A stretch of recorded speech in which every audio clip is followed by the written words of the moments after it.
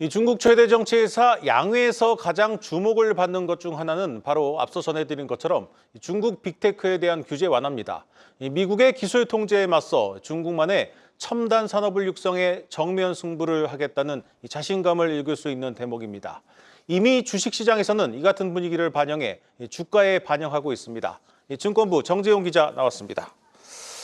정 기자, 불과 우리가 몇 달 전만 해도 수익률이 낮다고 중국 관련 ETF들이 대거 상장 폐지되곤 했는데 이 분위기가 완전히 뒤바뀌었습니다. 그렇습니다. 불과 몇 달 전, 지난해였습니다. 미래에셋 자산운용이 자회사 글로벌 X가 이제 미국 증시에 상장한 중국 관련 ETF를 11개랑 이제 무더기로 상장을 폐지하는 일이 있었는데요. 수익률 부진 탓에 거래 자체가 없었기 때문인데 당시 투자자분은 이제 호황이었던 미국 시장으로 많이 흘러갔었습니다. 그러나 지난해 9월부터 중국 정부가 천문학적인 규모의 이제 경기 부양에 나서면서 상황이 반전이 됐습니다. 지난 한 달간 중국 대표 기술주 선전 종합 지수는 4% 이상 오른 데 반해서 나스닥은 5% 이상 빠졌습니다. 미국 증시 대비 수익률이 높아지면서 국내에서도 상장 지수 펀드 수익률 상위권 종목에 중국 관련 상품들이 현재 자리를 잡고 있습니다. 지난해 급감했던 국내 투자자들의 중국 관련 중국 증시 보관 금액도 지난해 연말 대비 2월 말 이제 4억 달러 가량 늘어난 30억 달러 가량이 됐습니다. 오늘 이제 삼성 자산운용이 처음으로 글로벌 휴머노이드 로봇 공모 펀드를 출시를 했는데요. 미국 기업보다 유비테크, 로보센스, 샤오미 등 중국 로봇 기업의 비중을 높은 수준으로 설정을 했습니다. 달라진 증시 흐름의 양상을 보여주는 대표적인 사례라고 볼 수 있겠습니다.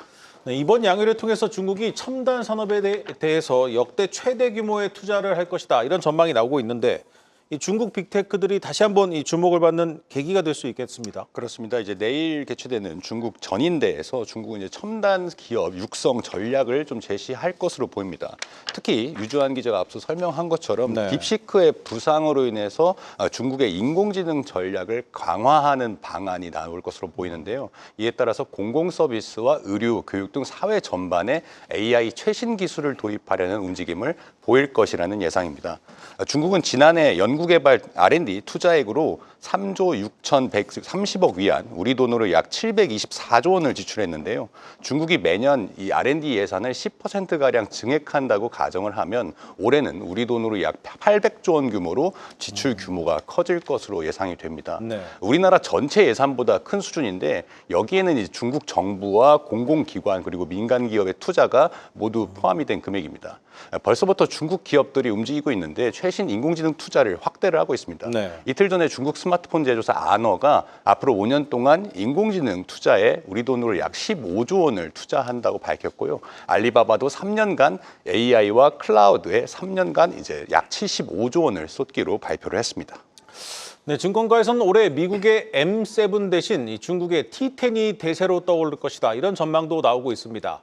그런데 정 기자, 이런 기세가 단기간에 그칠 것이다. 이런 우려도 여전히 있죠. 그렇습니다. 이제 과거에 중국의 경기 부양 이후에 급등을 했다 급락하는 사례가 좀 빈번했기 때문에 이제 증시에서는 연초 이후에 텐센트나 바이두, 알리바바, SMIC 등 이제 테래픽 10이라고 하죠. 엄청난 10인데 T10 주요 기업들의 주가가 20에서 최대 한 90%가량 상승을 했습니다. M7 이제 미국의 M7 기업들이 한 5%에서 30%가량 떨어진 것과는 비교가 되는 대목인데요.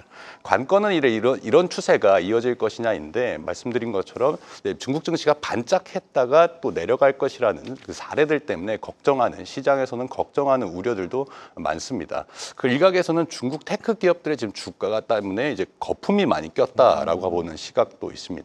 다만 이제 2차 미중 무역 전쟁의 발발로 중국이 이제 수출 진작 대신에 내수 진작과 증시 부양에 집중할 것이라는 분석이 좀 나오고 있습니다. 이게 좀 과거와 달라진 양상이라고 볼 수 있는데 여기 이제 딥시크가 일정을 앞당겨서 차세대 추론 모델 R2를 좀 5월쯤에 선보일 것으로 보입니다. 그러니까 기술주에 대한 그런 호재도 계속될 수 있다는 전망입니다. 시장에서는 당분간 중국 내수 소비재와 기술주 위주 투자 전략은 유효하다고 보고 있습니다.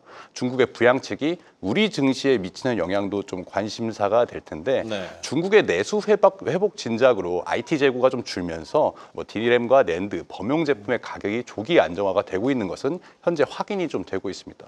또 중국의 소비 여력 해제가 또 기대를 모으고 있는 한알령 해제와 만나면 우리의 화장품이나 엔터 기업들에도 호재가 될 수 있다는 긍정적인 해석도 나오고 있습니다. 네, 잘 들었습니다. 증권부 정재용 기자였습니다.